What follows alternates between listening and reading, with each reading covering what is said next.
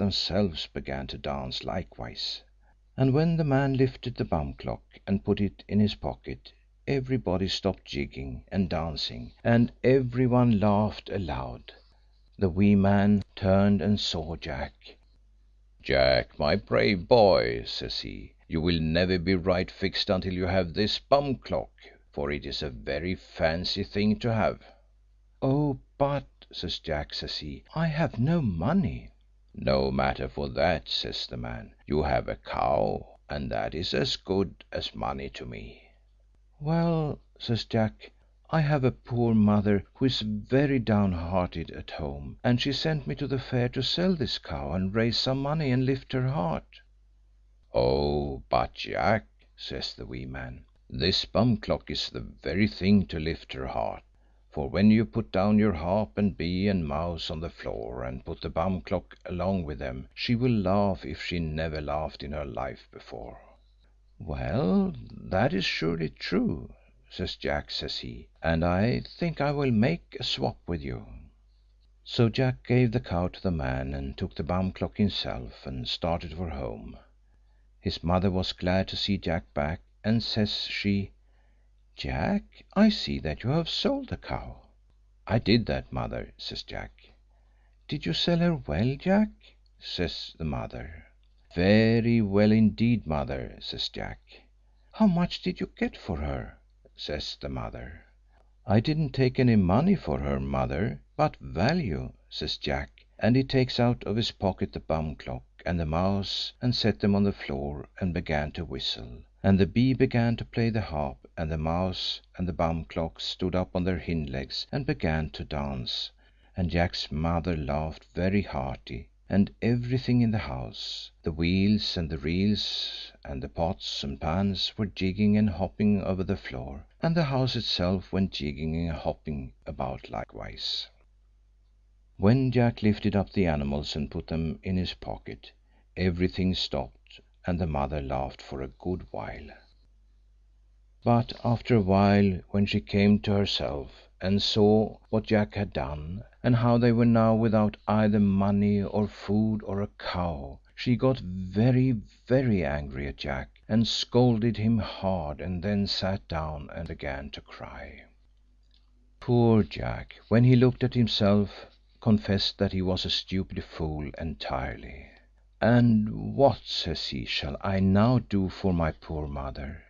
He went out along the road thinking and thinking, and he met a wee woman who said, "Good morrow to you, Jack," says she. "How is it you are not trying for the king's daughter of Ireland?" "What do you mean?" says Jack. Says she, "Didn't you hear what the whole world has heard, that the King of Ireland has a daughter who hasn't laughed for 7 years, and he has promised to give her in marriage, and to give the kingdom along with her to any man who will take 3 laughs out of her?" "If that is so," says Jack, says he, "it is not here I should be." Back to the house he went, and gathers together the bee, the harp, the mouse, and the bum clock, and putting them into his pocket, he bade his mother good bye, and told her it wouldn't be long till she got good news from him, and off he hurries. When he reached the castle, there was a ring of spikes all around the castle, and men's heads on nearly every spike there. "What heads are these?" Jack asked one of the king's soldiers. "Any man that comes here trying to win the king's daughter, and fails to make her laugh 3 times, loses his head and has it stuck on a spike. These are the heads of the men that failed," says he. "A mighty big crowd," says Jack, says he. Then Jack sent word to tell the king's daughter and the king that there was a new man who had come to win her. In a very little time the king and the king's daughter and the king's court all came out, and sat themselves down on gold and silver chairs in front of the castle, and ordered Jack to be brought in until he should have his trial. Jack, before he went, took out of his pocket the bee, the harp, the mouse, and the bum clock, and gave the harp to the bee, and he tied a string to one of the other, and took the end of the string himself, and marched into the castle yard before all the court, with his animals coming on a string behind him. When the queen and the king and the court and the princess saw poor ragged Jack with his bee and mouse and bum clock hopping behind him on a string, they set up one roar of laughter that was long and loud enough. And when the king's daughter herself lifted her head and looked to see what they were laughing at, and saw Jack and his paraphernalia, she opened her mouth and she gave such a laugh as was never heard before. Then Jack dropped a low courtesy and said, "Thank you, my lady. I have one of the three parts of you won."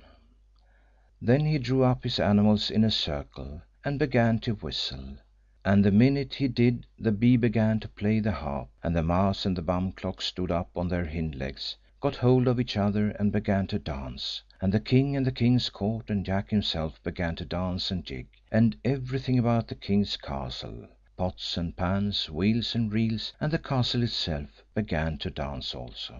And the king's daughter, when she saw this, opened her mouth again and let out of her a laugh twice louder than she did before. And Jack, in the middle of his jigging, drops another courtesy and says, "Thank you, my lady. That is two of the three parts of you won." Jack and his menagerie went on playing and dancing, but Jack could not get the third laugh out of the king's daughter, and the poor fellow saw his big head in danger of going on the spike. Then the brave mouse came to Jack's help, and wheeled round upon its heel, and as it did so its tail swept into the bum clock's mouth, and the bum clock began to cough and cough and cough. And when the king's daughter saw this, she opened her mouth again, and she laughed the loudest and hardest and merriest laugh that was ever heard before or since. And "Thank you, my lady," says Jack, dropping another courtesy. "I have all of you won." Then when Jack stopped his menagerie, the king took himself and the menagerie within the castle. He was washed and combed and dressed in a suit of silk and satin, with all kinds of gold and silver ornaments, and then was led before the king's daughter. And true enough she confessed that a handsomer and finer fellow than Jack she had never seen, and she was very willing to be his wife. Jack sent for his poor old mother and brought her to the wedding, which lasted 9 days and 9 nights, every night better than the other.